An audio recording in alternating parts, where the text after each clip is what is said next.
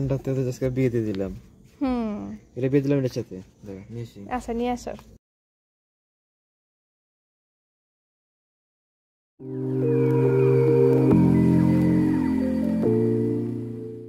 ঈদ মানে আনন্দ, ঈদ মানে খুশি। শাওয়াল মাসের চাঁদ অর্থাৎ সূর্যাস্তের পর চাঁদ দেখা গেলে তারপরের দিন ঈদ হয়। চাঁদ রাত মানেই মেহেদি দেওয়ার ধুম পড়ে যায়। আমরা ছোটবেলায় সিরিয়ালভাবে দাঁড়িয়ে থাকতাম মেহেদি দেওয়ার জন্য, আর এখন তো বড় হয়ে গেছি, এখন আমাদের কাছেই ছোট বাচ্চারা আসে মেহেদি দেওয়ার জন্য। সারা বছর ধরে হাজারটা অনুষ্ঠানে আমরা হাতে মেহেদি পরে থাকি, কিন্তু চাঁদ রাতে মানে ঈদের আগের দিন রাত্রে আমরা যদি হাতে মেহেদি না পরি তাহলে আমাদের ঈদটাই অসম্পূর্ণ থেকে যায়। ছোটবেলায় টিউব মেহেদির এরকম চল খুব একটা ছিল না। তখন দেখতাম মা চাচিরা বা নানি দাদিরা পাটায় মেহেদি বাটতো, আর কচু গাছের যে কষ আছে সেই কচু গাছের কষ এই মেহেদির সাথে মিশিয়ে দিত, তাহলে এই মেহেদির রংটা আরও গাঢ় হতো।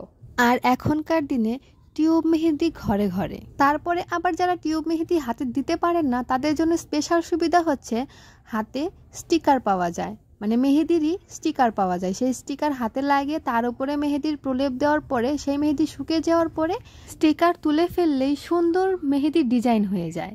গল্পে গল্পে আমাদের বাচ্চাদেরকে হাতে মেহেদি পরানো শেষ। তো বাচ্চারা চলে যাওয়ার পর আমার একটা ছোট টেবিল ছিল, এটা আমার স্টাডি টেবিল।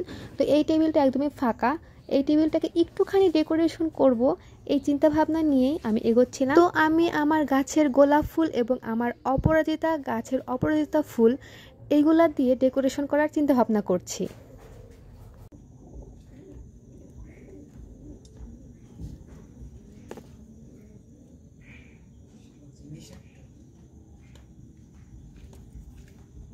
কত লম্বা পাখা, প্রায় হাতে কাছাকাছি। হাতে কি এগুলা?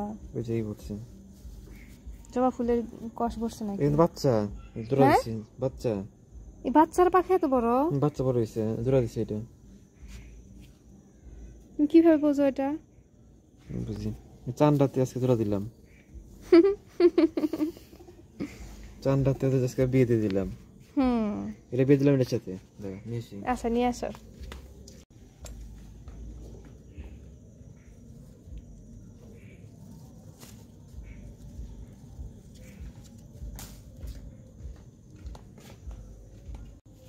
আজকে বিয়ের দিন।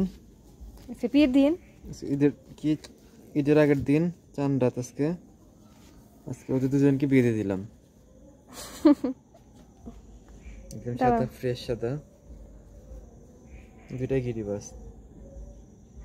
অনেক সুন্দর মানাইছে দুইটাকে। কোনটা পাখা বেশি বড় বললা? এটা পাখা বেরি, এটা নর। ও এটা নর, এটা মাদি। এটা বউ, এটা জামাই। আচ্ছা।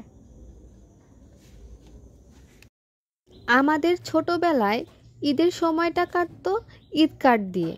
বিশেষ করে আমাদের ছোটদের মধ্যে ঈদ কার্ডের মাধ্যমে শুভেচ্ছা বিনিময় করতাম বন্ধুদের সাথে। তখন 2 টাকা আর 5 টাকার মধ্যেই অনেক সুন্দর সুন্দর ঈদ কার্ড পাওয়া যেত। দামের মধ্যে 100 টাকার মধ্যেই কাভার হতো, কিন্তু 2 টাকা 5 টাকা করেই আমরা কিনতাম, কারণ আমাদের অনেক বন্ধু থাকতো, বান্ধবী থাকতো। 2 টাকা 5 টাকা করে কিনলে সবাইকেই বিলি করা যেত। অনেক কার্ডে একটুখানি গ্যাপ থাকতো, যেখানে আপনি আপনার মনের মাধুরী মিশিয়ে বন্ধুদেরকে ঈদের শুভেচ্ছা জানানোর জন্য কবিতা বা গল্প বা ছড়া যে কোনো কিছু একটা লিখতেন বা চিরকুটের মতো লেখা যেত।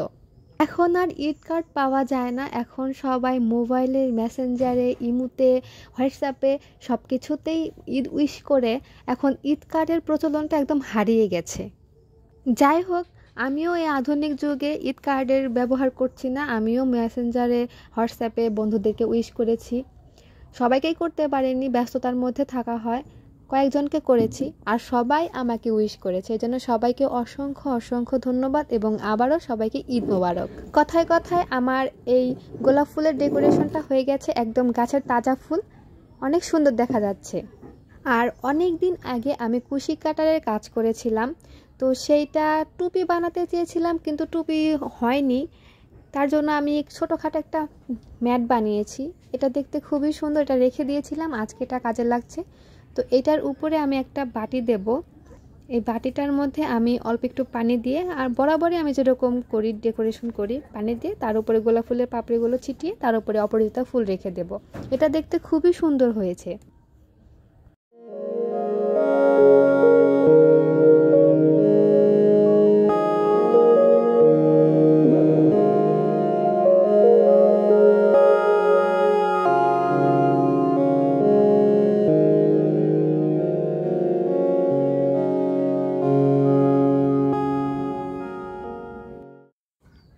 ঈদ আনন্দটা আমি আমার ইউটিউবের প্রাণপ্রিয় ভাইয়া আপু সবার সাথে শেয়ার করছি। আশা করি আমার আজকের এই ডেকোরেশনের প্ল্যানিংটা এবং ডেকোরেশনটা আপনাদের কাছে ভালো লেগেছে। আমার কাছে তো খুবই ভালো লেগেছে। আর আপনাদের কাছে যদি ভালো লেগে থাকে অবশ্যই কমেন্ট করবেন, লাইক করবেন এবং শেয়ার করবেন। আমি জানি না, হয়তো বা কোনো না কোনো আপু বা ভাইয়ার কাছে এই ডেকোরেশনটা ভালো লাগবে এবং তাদেরও একসময় এই ডেকোরেশনটা কাজে লাগবে। শুধু ঈদ উপলক্ষে এরকম ডেকোরেশন করবেন সেটা তো হতে পারে না। আপনারা যে কোনো সময় যে কোনো অনুষ্ঠানে যে কোনো আয়োজনে বা অনুষ্ঠান বাদেও যদি এরকম করে ডেকোরেশন করে ঘরের একটা কোণায় রেখে দেন, আপনা আপনি আপনাদের মন কিন্তু ভালো হয়ে যাবে। ঘরের ভিতরে তাজা ফুলের সুবাস কিন্তু এমনি দেহ এবং মনকে চাঙ্গা করে তোলে। ছোটবেলার চাঁদ রাত আর বড়বেলার চাঁদ রাতের মধ্যে অনেক পার্থক্য। তারপরেও আমি আমার বড়বেলার চাঁদ রাতের আনন্দটা আপনাদের সাথে শেয়ার করেছি। আশা করি আপনাদের ভালো লেগেছে। সবার প্রতি অফুরন্ত ভালোবাসা, শ্রদ্ধা, দোয়া এবং সবাইকে ঈদ মোবারক জানিয়ে আমি আমার আজকের ব্লগটি শেষ করছি। সবাই ভালো থাকবেন, সুস্থ থাকবেন। আল্লাহ হাফিজ।